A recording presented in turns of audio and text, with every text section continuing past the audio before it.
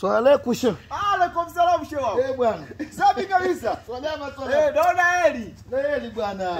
Basi nilipokaa hapa nikasema huyu mtu atakuja kweli au ndo basi ameniayusha. Hili swala ni la kwangu mihe kabisa.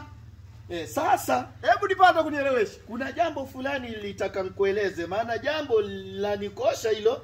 Hilo jambo ndo uzuri huo, yani huo ndo uzuri. Maana mimi nilipokaa hapa nikasema kabisa hawezi kukosa jambo yule ndugu yangu. Sawa sawa. Ila sasa basi.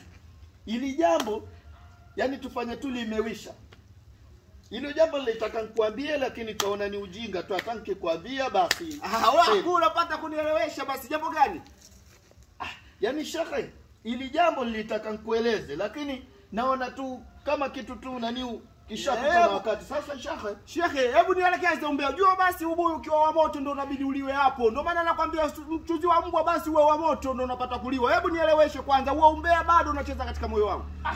Ndiyo, mimi mwenye hilo jambo naeleza lakini ninajua kabisa hili jambo ni baya kwako, hata nikikueleza halina maana ya mantiki yoyote. Hata kunielewesha mie, sababu ukiniambia hicho basi umisha nikokotoa. Yaani katika hapo ulichokifanya umikokotoa katika moyo. Basi hebu pata kunielewesha. Hilo swala fanya limeisha. Hebu shia basi, hebu nipate kunielewa mie basi. Hebu niambie huo umbea. Mimi nataka kujua huo umbea unaniletea hata mambo yako wanje. Unamchunguza. Niambie huo umbea. Sasa umbea umeshaisha wakati wake. Shaka mimi nakueleza. Ninakwambia tuongelee mambo mengine acha. Hebu acha basi Mswahili. Unaniambia umbea uniambie.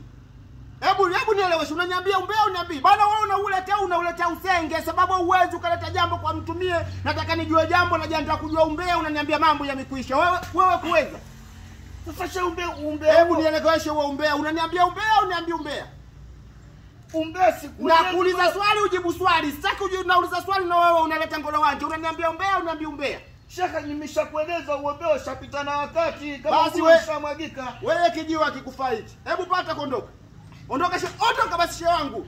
Maana mtu anataka kupokea ubuyu wa moto, wewe unaanza kuleta mambo yako ya ngolo wanje. Walibiana siku tu. Wewe Mombasa mbona unakupalasa?